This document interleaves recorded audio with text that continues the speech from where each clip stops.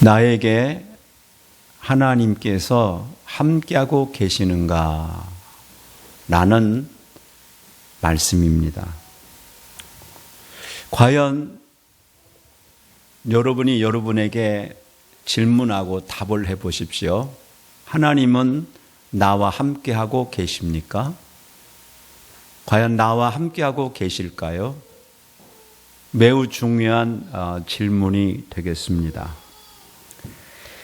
요셉 같은 경우를 예를 들면 창세기 39장 2절에 보면 여호와께서 요셉과 함께 하심으로 그가 형통한 자가 되어 그의 주인 애굽 사람의 집에 있으니 라고 기록되어 있습니다. 그래서 이 설교 준비하면서 이 성경을 저는 읽으면서 요셉 같은 사람 정말 부럽다 그랬어요. 창세기 39장 23절에 보면 여호와께서 요셉과 함께 하심이라 여호와께서 그를 범사에 형통케 하셨더라 라고 기록되어 있습니다. 그러면 우리는 이런 생각을 합니다. 나는 하나님께서 함께하고 계실까? 사실은 이 질문이 아니고 더 엄밀히 말하면 어떻게 하면 하나님이 나와 함께하게 할 수 있을까? 이런 생각을 합니다. 그렇죠. 어떻게 내가 해야 하나님이 나와 함께 하실까? 그러면 우리 이 성경에서는 하나님이 함께하고 있는 그러한 기준을 분명히 제시하고 계실 겁니다. 마태복음 27장에 보면은 예수님의 고난이 거기에 기록되어 있습니다. 그리고 마태복음 28장에서는 예수님이 부활하심이 기록되어 있습니다. 그리고 마태복음이 맞춰지면서 하나님의 명령과 언약이 기록되어 있습니다. 그 중에 언약을 보면은 내가 세상 끝날까지 너희와 항상 함께 있으리라 라고 말씀하고 있습니다. 그러면 내가 세상 끝날까지 너희와 항상 함께 있으리라 하는 너희가 기준이 되겠습니다. 이 너희는 누구인가? 그러면 우리는 이런 생각을 합니다. 나 같은 죄인이 요셉하고도 비교할 수 없는 나 같은 죄인이 하나님이 함께 해 주실까? 내가 어떻게 해야 요셉처럼 하나님이 함께 해 주실까라는 생각을 하게 됩니다. 그래서 사람들은 의로운 삶, 의로운 사람이 되기를 꿈을 꿉니다. 그런데 성경은 뭐라고 말씀하고 있느냐면 예수님의 죽으심과 부활하심으로 우리의 죄의 문제가 해결이 된다. 그리고 그 죄의 문제가 해결된 그 사람, 즉 예수의 피가 있는 그 사람에게는 하나님이 자녀라 말씀해 주시고 세상 끝날까지 함께 하겠다는 말씀입니다.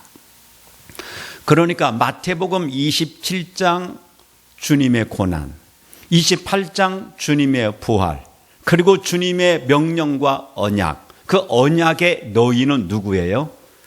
예수님이 십자가에 못 박혀 죽으셔서 주님이 부활하셔서 죄 문제를 완벽하게 해결하시고 그 안에 있는 예수 그리스도 안에 있는 그 사람을 너희라 이렇게 말씀하는 거예요. 그러면 여러분이 예수님이 나의 죄 때문에 십자가에서 죽으셨음을 믿고 그 부활을 믿으면 그 너희라는 그 안에 여러분은 포함이 되는 거예요. 그걸 믿으면. 여러분, 그러므로 우리가 생각하고 있는 그 요셉을 읽으면서 야, 요셉처럼 훌륭한 삶을 살지 못하는데 나와 하나님이 함께 하실까 하는 생각을 바꿔야 됩니다. 사실은요, 예수의 피는 요셉의 어떠한 삶보다도 더 완벽한 의의를 우리에게 이루어 주심을 꼭 우리는 기억해야 됩니다. 이 세상에서 율법의 완성, 율법의 요구를 완벽하게 충족시켜 줄 수 있는 사람은 세상에 없습니다. 내가 어떻게 삶으로 인해서 주님이 나와 함께 하신다는 생각은 사실은 하면 할수록 우리는 뭐가 돼요? 절망밖에 없는 겁니다. 예수 그리스도가 우리의 죄를 사해 주시고 우리를 의롭게 만드신 이 의로움은 이 세상의 어느 의보다도 완벽한 의로 우리는 하나님이 우리와 함께 할 수 있는 그러한 자격을 얻는 하나님의 백성이 되는 것입니다. 가장 중요한 것은 예수님의 죽으심과 부활하심이 나의 죄를 사하시고 나를 용서해 주심을 믿느냐 못 믿느냐 하는 것이에요. 이것이 믿어지는 것은 기적이고 이것이 믿어지는 것은 큰 축복이고 이것이 믿어지는 것은 하나님께로만 되어지는 하나님의 은혜예요. 그 사람은 하나님이 우리와 함께 하실 적에 뭘 보고 함께 하느냐? 예수의 피가 있으면 함께 해 주시는 겁니다. 예수의 피가 없으면 이 세상에는 의인은 없나니 하나도 없다고 했습니다. 죄가 많은 사람이나 죄가 적은 사람이나 사람이 볼 때에 죄가 많고 적음이죠. 하나님이 보실 때는 그 속을 들여다보면 모두 다 죄인 되는 거예요. 그래서 우리의 죄 문제를 완벽하게 해결해 주심은 오직 예수의 피만이 가능한 겁니다. 그래서 예수님이 나의 죄 때문에 십자가에 죽었다는 사실이 믿어지는 것, 이것이 하나님이 함께하는 의의 아름다운 백성이 된 이러한 하나님의 은혜요 축복입니다. 여러분, 예수님이 나의 죄 때문에 십자가에 죽었다는 사실이 믿어지는 거, 이거 아무것도 아닌 게 아니에요. 엄청난 기적이고 엄청난 하나님이 주신 복이고 엄청난 사건이에요. 그냥 믿어지는 거죠. 안 믿어지는 것은 아무리 선하게 살고 아무리 착하게 살고 아무리 노력을 해도 하나님 앞에서는 하나님이 함께할 만한 이유가 될 수가 없는 겁니다. 제가 금주에 아주 착하신 분, 어떤 분을 만났어요. 학교 선생님을 하시다가 이 몸에 병이 오셔가지고 고생하는 분을 만났는데 그분이 폐암이고 늑막에 전이가 되고 흉수가 찼던 분이에요. 그런데 병원에서 이 항암을 하면서 좀 나아졌대요. 그러면서 그분이 하신 말씀이 자기는 수술을 할 기회가 있어도 안 한다. 깨끗하게 살다가 죽겠다. 그렇게 마음이 굉장히 비운 참 멋있는 생각을 갖고 계세요. 그래서 제가 전도를 했습니다. 예, 참 좋은 생각을 하고 계십니다. 하지만 사후를 준비를 하셔야 됩니다. 우리가 노후를 준비하듯 사후를 준비합니다 하고 예수 그리스도의 죄 사함을 제가 증거를 했어요. 그런데 여러분 들어보십시오. 이게 안 믿어지는 건 어떡합니까? 어떤 사람은 그게 쏙 하고 믿어지는데 안 믿어지는 거예요. 종교는 이 세상에서 우리 사람들에게 필요한 거지만 그건 종교가 아닙니까? 이렇게 말씀을 하세요. 틀린 말 아니잖아요. 왜? 성령이 우리 안에서 예수 그리스도를 빛으로 비춰주지 아니하면 그 말이 옳은 거예요. 길거리 걸어가다가 교통사고 나서 갑자기 죽을 수도 있는데 나는 이것이 발병됐을 때 처음에는 굉장히 괴로웠지만 지금은 하나도 안 괴롭습니다. 죽을 준비 다 되어 있습니다. 그런 말이거든요. 그래서 내가 그랬죠. 죄 사함 받는 것을 설명을 해드렸어요. 그랬더니 그러면 우리 대한민국에 예수가 전파된 지 얼마 안 되는데 그 이전의 사람들은 다 지옥 갔습니까? 논리적으로 이게 생각이 들어오는 것이니까 성령이 들어오실 있는 칸이 없는 거예요. 여력이 없는 거예요. 안 믿어지는 거예요. 그러니까 사랑하는 성도 여러분, 우리는 뭐 이런저런 말을 다 해도 그냥 믿어지잖아요. 아, 예수님이 나의 죄 때문에 고난당하셨으므로 내가 예수 믿으면 구원받는구나. 그럴 때 그 믿음이 내 안에 들어올 때 하나님의 성령이 나를 도와주신 거예요. 내 안에 빛을 비춰주신 엄청난 사건이에요. 그리고 그 예수의 피가 우리 영혼에 딱 발라지게 되면은 하나님은 다른 걸 보고 함께하는 게 아니라 그 피를 보시고 우리와 함께해 주시는 거예요. 그러면 오늘 성경에서는 우리에게 이렇게 말씀하고 계세요. 내가 세상 끝날까지 함께 계시리라. 그렇게 말씀하고 계세요. 그러면 우리는 이런 생각을 해요. 야, 나 같은 죄인, 예수 믿는 나 같은 죄인이 끝날까지 함께하지 않고 도중에 버림받으면 어떻게 되나? 여러분도 그런 생각하죠? 내가 예수를 믿는데 이렇게 부족하고 이렇게 하나님 앞에서 연약한데 나를 하나님이 정말 함께 해주실까? 아니면 나를 버리실까? 이런 생각을 하게 돼 있어요. 베드로전서 1장 18절로 19절에 보면 너희가 알거니와 너희 조상이 물려준 것은 은이나 금같이 없어질 것으로 된 것이 아니요 오직 흠없고 점없는 어린 양 같은 그리스도의 보배로운 피로 된 것이라.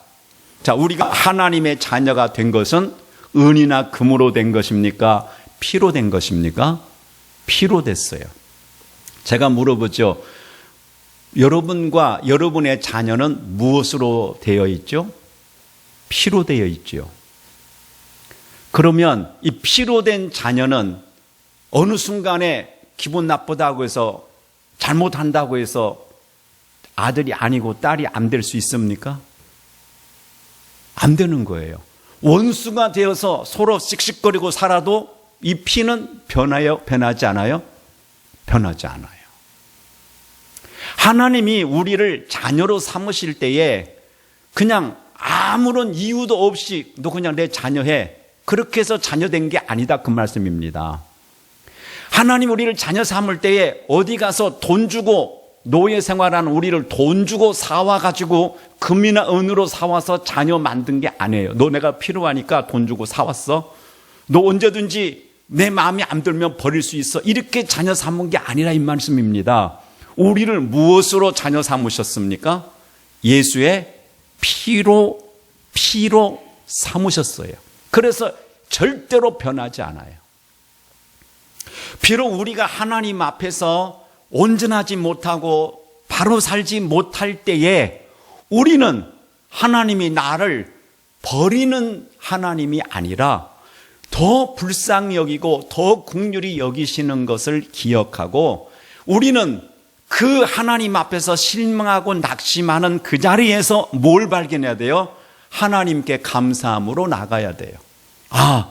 정말 버림받아야 마땅한데도 불구하고 하나님이 나를 예수의 피 때문에 버리지 아니하신 그 하나님 당신의 은혜에 감사합니다. 내가 정말로 이렇게 볼 때에 나를 내쳐야 됨에도 불구하고 나를 내치지 않는 그 그리스도의 공로를 내가 더 의지합니다. 이렇게 하라는 말씀이에요. 이 말씀은 마음대로 죄짓고 살아도 나를 버리지 않는다. 그런 말씀이 아닙니다. 하나님은 우리가 무슨 죄를 지었다고 죄를 꼬투리 잡아서 이제부터 너를 버려. 그런 하나님이 아니시라는 거예요. 제가 어릴 때에 우리 옆집에 우체국 아저씨가 사셨어요. 그 아들이 있었는데 김종구라는 아들이에요. 저하고 동갑이에요. 지금 어디서 무엇하는지 모르지만 그 아저씨가 아이가 없었어요. 그래가지고 그 김종구를 입양을 했어요. 그러니까 말하자면은 그냥 아무런 피가 안 섞였다 이 말씀이에요. 그런데 어느 날 그 엄마가 배가 불러 올라오더니 애를 낳았는데 딸을 낳습니다. 그러니까 그때부터 김종구가 아빠한테 매를 맞기 시작하더라고요. 그러다가 어느 날 또 둘째가 생겨났는데 아들을 낳았습니다. 그 당시에는 우리 어릴 때는 아들이 최고였지 않습니까? 그래 그때부터 조금만 잘못하면은 애가 소리를 자지러지게 내면서 맞는 거예요. 옛날엔 지게라는 있었잖아요. 그걸로 맞는 거예요. 그러다가 어느 날 종구가 없어졌어요. 제가 내과에 있는데 이 김종구가 지나가다 나를 만났어요. 만나가지고 물어보는 거예요. 저보고 그 여동생 잘 있느냐고. 너 어떻게 된 거냐? 그랬더니 소년원에 자기가 들어갔다가 지금 탈출해서 도망간다는 거예요. 아버지 호적에서 빠졌다는 거예요. 무슨 말인지 아시겠죠? 우리 하나님은 그런 하나님이 아니에요. 내가 너를 자녀 삼았어. 그런데 너 행실 이것밖에 안 돼? 너 감옥에 가. 자녀도 아니야. 그런 하나님이 아니시다 그 말씀이에요. 왜? 우리를 무엇으로 낳으셨습니까? 피로 낳았어요. 그러므로 지울 수도 없고 변개할 수도 없는 하나님의 사랑이 우리와 영원히 함께하고 계시는 거예요. 그러므로 우리가 하나님을 섬길 적에 내가 연약해질 때에, 내가 부족해질 때에 나를 버리셨다 생각하고 낙심하거나 실망하지 말고 연약해졌을 때에 하나님의 사랑을 기억해냈어요. 그럼에도 불구하고 나를 사랑하시는 하나님, 그럼에도 불구하고 예수의 피값으로 나를 구원해 주시고 오늘 또 나와 함께 하신 그 좋으신 하나님을 기억하고 그리스도의 십자가의 은혜를 꽉 붙드는 성도가 되라는 말씀이에요. 너희는 그를 죽은 자 가운데서 살리시고 영광을 주신 하나님을 그리스도로 말미암아 믿는 자니 너희 믿음의 소망이 하나님께 있게 하려 함이라. 우리를 주님이 그리스도에게 소망을 두게 만드는 거예요. 그래서 우리는 믿음으로 말미암아 구원받은 사람들은 내 안에 부정한 것이 생길수록 소망을 어디다가 둬요? 하나님께. 하나님, 언젠가는 하나님 앞에 가는 날이 있을 건데 그때는 내 이 부족한 것, 썩어져 없어질 이것들이 다 변해서 하나님의 영광의 보좌에 나갈 때가 올 것입니다. 내가 그 날을 바라봅니다. 이런 성도가 되라는 말씀입니다. 지금은 썩어질 것 같고 지금은 정말 이 세상에 어디에 내놓을 것도 없는 쓰레기 같은 나지만은 예수의 피로 인해서 구원받은 나를 그 나라에 입성할 때는 완성시켜 주신다는 그 하나님의 소망을 붙들고 살아가라, 이렇게 말씀하고 계십니다.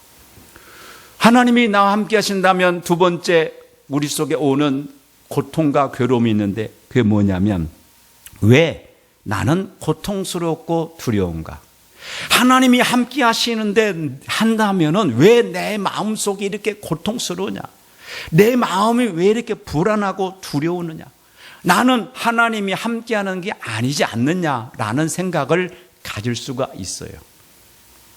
어떤 분이 이런 말씀을 했어요. 나는 예수 믿고 지금까지 한 번도 권태기라는 게 없었습니다. 그 말을 듣는 순간 우리는 나는 뭐야? 나는 정말 하나님이 구원해 주셨나? 내 안에는 하나님이 아니 계시는가? 그렇게 생각할 수가 있어요. 천지를 창조하시고 주관하시고 능력 있는 하나님, 이 세상의 모든 권세를 가지고 계신 하나님이 나와 함께 하시는데 내가 왜 이렇게 두려워할까? 함께 하는 게 아니지 않는가? 라는 생각을 할 수가 있어요. 그러나 여러분, 우리 성경 속에 있는 위대한 믿음의 사람들 몇 사람만 제가 예를 들겠습니다. 요셉 보세요. 창세기 21장 21절에 보면 형들이 요셉을 보고 한 말이 있어요. 그들이 서로 말하되 우리가 아우의 일로 말미암아 범죄하였도다. 그가 우리에게 애건할 때에, 그 말은 무슨 말이에요? 요셉이 형들에게 의해서 종으로 팔려갈 때 요셉도 뭐 했어요? 애걸했어요. 우리는 흔히 말하기를 우리 하나님이 함께 하시는데 왜 사람을 붙들고 애걸하느냐? 하나님이 진짜 계신다면 왜 사람을 의지하느냐? 이런 말들을 해요. 그러면서 사람들을 정죄합니다. 그러면 우리 마음속에 정말 내가 하나님이 아니 계신가 하는 의문을 가지게 되는 겁니다. 그렇지 않았습니다. 요셉도 살려달라고 애걸했어요. 이것이 성경에 기록되어 있는 진실인 것입니다. 그래서 우리 그리스도인들은 자꾸 선과 악으로 상대방을 정죄하면 안 되는 거예요. 사람을 볼 때에 하나님은 뭘 보시느냐? 피가 있느냐 없느냐를 보시죠. 액을 하느냐 액을 하지 않느냐, 그걸로 주님이 판단하지 않아요. 그걸 믿음이라 보지 않아요. 우리는 액을 하면 하나님이 함께 하지 않는 거고, 액을 하지 않고 있으면 하나님이 함께 하시는 믿음 좋은 사람으로 생각을 하지 않습니까? 여러분은 안 그럴지 모르겠지만 거의 그래요. 그러나 성경은 예수의 피가 나를 구원해 주시는 그 믿음이, 그걸 믿음이라 하는 거고, 그 믿음이 우리 안에 있어도 요셉처럼 액을 할 수 있어요. 그 다음에 그 마음의 괴로움을 보고도 듣지 아니하였으므로 이 괴로움이 우리에게 임하였도다. 그가 요셉이 팔려갈 때에 요셉이, 야, 하나님이 나와 함께 하시니까 나는 마음이 편하네. 그리고 팔려간 겁니까? 성경을 보면 요셉을 형들이 볼 때에 뭐 어떻게 보았어요? 괴로움, 그 얼굴에 수심이 가득 차고 고통스럽고 괴로워하는 요셉을 형들이 봤어요. 그때에 형들이 그 장면이 너무너무 생생하게 떠오르니까, 아, 그때 우리가 범죄했구나 하는 생각이 떠오르는 거예요. 그러니까 하나님이 계시다 한다면 괴롭지 않다. 그 맞는 것입니까? 여러분은 신앙생활 하다가 고통스럽고 괴롭고 무언가에게 좀 이렇게 애걸 하고 이러면은, 야, 내 하나님이 안 계시나? 다른 사람이 보고 그 사람은 믿음이 없는 사람이야. 이러한 우리의 공식이 맞지 않다, 그런 말씀이에요. 여러분, 예수 믿어도 괴로울 수 있어요. 예수 믿어도 고통스러울 수 있어요. 예수 믿어도 하나님을 섬긴다면서도 여러분 사람을 의지할 수 있어요. 그래도 하나님은 무엇을 보시고 함께 하시느냐? 예수의 피를 보시고 함께 해 주시는 거예요. 이 요셉을 하나님이 떠났습니까? 하나님이 안 계신 거예요? 계셨잖아요. 우리는 생각하기를 그 종으로 팔려가도 하나님이 계신 사람은 평안해야 돼. 아무런 고통이 없이 하나님의 평안이 그 마음속에 있어야 되지, 하나님이 함께하는 사람이라고 생각할 수 있지 않습니까? 그렇지는 않다는. 물론 그럴 수 있다면 얼마나 좋겠어요. 그렇게 되기를 바라요. 그렇지만 그렇지 않다고 해서 하나님이 함께 하시는 않은 건 아니에요. 기준이 뭐냐? 내가 얼마만큼 내 마음을 컨트롤을 잘하느냐가 아니라 예수의 피가 있느냐 없느냐예요. 마음을 컨트롤하고 평안한 마음을 갖는 것은 기독교만 있는 겁니까? 다 종교도 있는 겁니까? 다 있어요. 오히려요, 저 산속에 들어가서 마음을 수련하는 사람들 얼마나 마음 잘 다스린지 아십니까? 그래도 예수의 피가 없으면 구원 없는 거예요. 하나님이 함께하여 어림도 없는 거예요. 함께하지 않아요. 다윗 보세요. 시편 13편 2절에 보면 나의 영혼이 번민하고 종인토록 마음에 근심하기를 어느 때까지 하오며. 저는 신앙 좋은 다윗을 시편에서 읽으면서 이런 내용이 나오면, 야, 이게 뭐야? 다윗도 번민했어? 다윗이 종인토록 마음에 근심했어? 그것도 어느 때까지 해야 될지 물을 정도로 이렇게 살았어? 라고 생각을 해본 적이 있어요. 그러나 여러분, 다윗은 하나님이 함께하는 사람이었죠. 그런데도 그런 과정들이 있는 거예요. 그러므로 사랑하는 성도 여러분, 이 말씀은 고민해라, 번민해라, 당연히 고통을 받으라, 그런 말씀이 아닙니다. 내가 고통스럽고 괴롭고 번민이 온다 할지라도 뭐가 있는지를 보라는 거예요. 예수의 피가 있는지 없는지를 보시고, 예수님이 나의 죄를 위해 죽으신 사건을 내가 받아들이고 믿고 있다 한다면 우리 하나님은 그것을 보시고 여러분과 함께하고 계시는 거예요. 예수님 자신도 마태복음 26장 36절로 46절에 보면 기도하실 때 그랬잖아요. 아버지요, 할만하시어든 이 잔을 내게서 어떻게 하기를 원했어요? 지나가기를 원합니다. 그러나 내 뜻대로 하지 마시고 아버지의 뜻대로 하기를 원합니다. 그러면 예수님은 하나님의 아들이시고 전지전능하신 하나님이신데 육신을 입고 오신 예수님은 우리의 표본이 되지 않습니까? 그 예수님도 내게서 잔이 지나가기를 원했다, 그 말씀이에요. 이것은 예수님의 죄성을 말하는 게 아니에요. 인성을 말하는 거예요.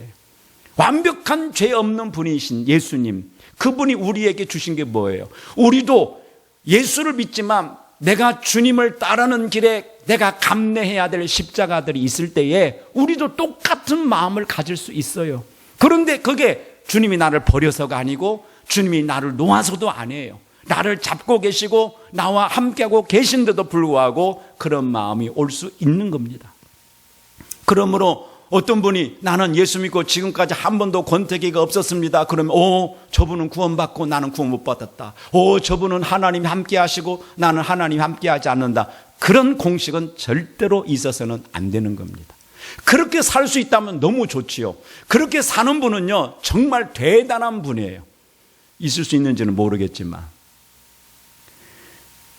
우리의 그 믿음의 사람 중에 엘리야라는 분이 계십니다. 열왕기상 19장 4절에 보면 한 로뎀나무 아래에 앉아서 자기가 죽기를 원하여 이르되 여호와여 넉넉하오니 지금 내 영혼을 거두시옵소서. 나는 내 조상보다 낫지 못하니이다. 그러면 사랑하는 성도 여러분, 이 엘리야는 믿음이 없는 사람입니까? 지금 내 생명을 거두어 주세요. 더 이상 살고 싶지 않습니다. 여러분, 예수 믿는 성도가 만약에 마음속에 죽고 싶은 마음이 생겨요. 그리고 마음속에 그 정도로 고통스러워요. 하나님이 안 계시는 겁니까? 그렇지 않다 이 말이에요. 나는 왜 예수 믿는데 이런 마음이 생길까? 그때에 여러분들은 예수의 피로 나를 지금 잡고 있는 하나님을 바라보라는 거예요. 그때에 예수의 피로 나를 떠나지 않고 계시는 하나님을 볼 수 있는 우리의 믿음이, 우리 속에 그 믿음이 우리를 붙잡고 있어야 되는 겁니다. 사랑하는 성도 여러분, 오늘 우리는 또 더 나아가서 고민이 있습니다. 하나님께서 함께 하신다면 왜 기도 응답이 없을까? 그렇죠. 기도해도 응답이 없고 부르짖어도 응답이 없고 요셉은 하나님이 함께 하심으로 형통한 자가 됐다는데 나는 뭐야? 이렇게 말할 수 있어요. 믿음의 조상 아브라함을 보십시다. 창세기 16장 16절에 보면 하갈이 아브라함에게 이삭을 낳았을 때 아브라함이 나이가 86세였더라. 이렇게 기록되어 있습니다. 86세. 그리고 86세까지 하나님이 이렇게 86세였는데 86세부터 아브라함에게 하나님의 음성이 들릴 때가 언제냐면은 99세예요.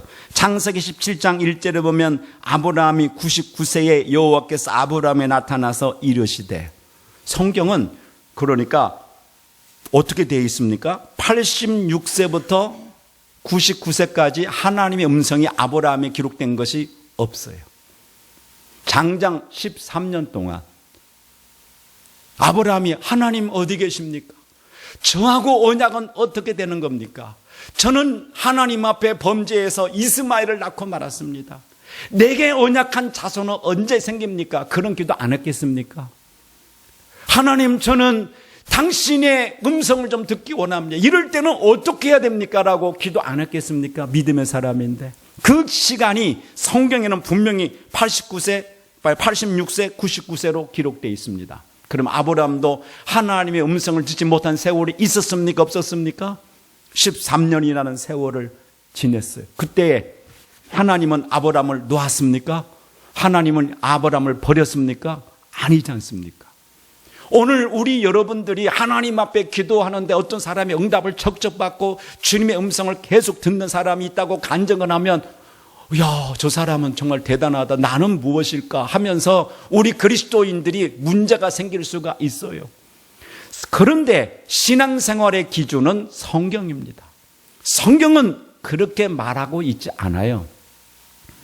여러분, 욥기서 23장도 보면은 분명히 우리에게 말씀하고 있어요. 욥기서 23장 8절 9절에 보면은 이런 말씀이 있습니다.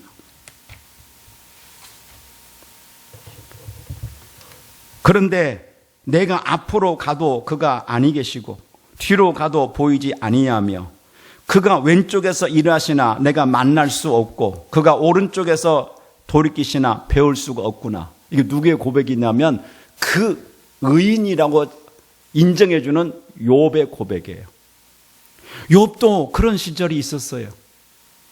내가 앞으로 가도 그가 아니 계시고, 내가 너무 앞서갔나? 뒤로 물러가서 봐도 하나님이 아니 계시. 그럼 하나님이 함께하지 않는 겁니까? 아니지 않습니까? 그가 왼쪽에서 일하시나 내가 만날 수 없고, 주님이 지금 나를 위해 일하고 계시는데 나는 만날 수가 없어요. 하나님 나 버리신 겁니까? 그가 오른쪽에서 돌이키시나 배울 수가 없구나. 이러한 시절이 있을 때에 우리 그리스도인들은 하나님이 나를 버리신 게 아니라는 사실이에요. 사랑하는 성도 여러분, 성경은 이렇게 말합니다. 그러나 내가 가는 길을 그가 아시나니 그가 나를 단련하신 후에 내가 순금같이 나오리라. 이렇게 기록되어 있지 않습니까? 그러면 하나님은 욥에게만 이런 길을 만드실까요? 믿음 좋은 사람은 한 번도 이런 권태기가 없이 지나가도록 하나님이 만드실까요? 저는 성경을 보면 오히려 믿음 좋은 사람들에게 이러한 처절하고 애끓는 주님이 불러도 대답이 없고 주님이 아무리 찾아도 만나주지 않는 것 같은 세월이 오히려 있는 것 같아요. 어린아이가 뛰어가다가 돌불에 부딪혀 탁 넘어졌어요. 여러분 부모님이에요. 어떻게 해줘야 됩니까? 빨리 쫓아가서 아이고 얼마나 아파 그러고 이렇게 세워주고 털어줘야 됩니까? 보고 계셔야 됩니까? 아이가 어릴 때는 찾아가서 이렇게 세워주고 털어주고 안아줘야 돼요. 그러나 좀 자랐어요, 애가.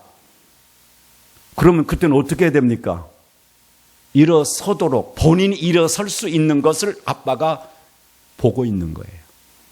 애가 넘어져가지고 아빠가 왜 오지 않나? 왜 나를 안 일으켜주지? 그러다가 안 일으켜주면 어떡합니까? 자기가 일어나잖아요. 그리고는 엉엉 울던 그 아기가 눈물 닦고 옷에 먼지 털잖아요. 이 세상의 부모도 그러시는데 하나님이 왜 우리에게 안 나타나실까요? 왜 아무런 소식도 없을까요? 나를 버리셨을까요? 성경은 그렇게 말씀하고 있지 않습니다. 사랑하는 성도 여러분, 오늘 저와 여러분들은 이 세상을 살아갈 때 예수의 핏값으로 구원받은 백성들은 주님이 말씀했습니다. 볼지어다 내가 세상 끝날까지 너희와 항상 함께 있으리라고 주님이 언약했어요. 비록 내가 연약해서 하나님 보시기에 내침받아야 마땅할 그때에도 우리는 십자가의 보혈로 주님 앞에 나가야 됩니다. 아무리 기도해도 주님이 나에게 고통과 괴로움을 거둬주지 아니할 때에도 주님은 나와 함께하고 계시는 겁니다. 부르짖고 기도해도 주님이 나타나지 않는 것 같은 그 시절에도 하나님은 나와 함께하고 계십니다. 하나님이 요셉과 함께 하심으로 요셉이 형통한 자가 되었다는 말씀은 무슨 말씀일까요? 그러면 이 형통이라는 말은 이 세속적인 우리들은 이 세상에서 막 부유하고 잘 되는 것으로 말씀하는데 형통이라는 건 하나님과 우리 사이의 관계성을 말하는 거예요. 하나님께 나갈 수 있는 길이 꽉 막힌 것을 뭐라 하느냐? 불통이라 그래요. 하나님과 우리 사이에 열려져 있는 걸 뭐라 하느냐? 형통이라 그래요. 우리는 너무 세속화됐어요. 너무 영적으로도 세속화됐어요. 그래서 형통을 구약적인 입장으로만 해석을 하는 거예요. 그렇지 않아요. 성경은 요한계시록에 보세요. 너희가 부유하다 하느냐? 실제로는 뭐예요? 가난한 자라. 내 눈먼 것과 내 벌거벗은 수치를 알지 못하느냐? 다시 말하면 또 내가 가난한 자 같으냐? 아니다. 너는 부유한 자니라라고 성경은 말씀하고 계세요. 그러므로 사랑하는 성도 여러분, 오늘 우리는 그리스도의 보배로운 피 때문에 감격해야 하고 그 은혜에 매일 나가는 삶, 그 속에서 우리는 하나님의 은혜 안에서 주님이 나와 함께하고 계시고 그 주님의 뜻을 이루시기 위해서 오늘도 나와 함께 하시고 나를 이끌어가고 계심을 믿어야 됩니다. 너희가 나를 택한 줄 아느냐? 아니야. 내가 너희를 택하여 세웠다. 그리고 내가 너를 택했을 뿐만 아니라 내가 세상 끝날까지 너희와 항상 함께 있으리라. 우리 찬양하고 기도드리겠습니다.